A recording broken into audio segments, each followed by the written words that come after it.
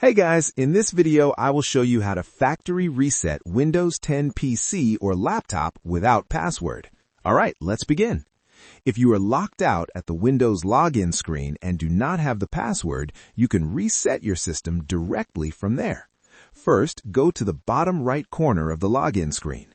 Press and hold the Shift key on your keyboard, then click Restart.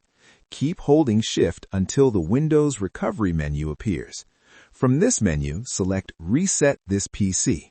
You will now see two options. Since you do not have the password or access to the account, choose Remove Everything. Next, you will be asked how you want to reinstall Windows. If you have internet, you can choose Cloud Download, but for a faster process, select Local Reinstall. After that, choose Just Remove My Files. This resets Windows without fully cleaning the drive. Review the confirmation screen, then click Reset.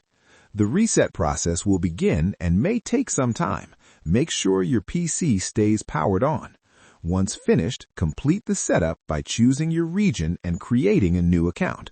So that's basically how you can factory reset Windows 10 PC or laptop without password. That's it for this video. Thanks.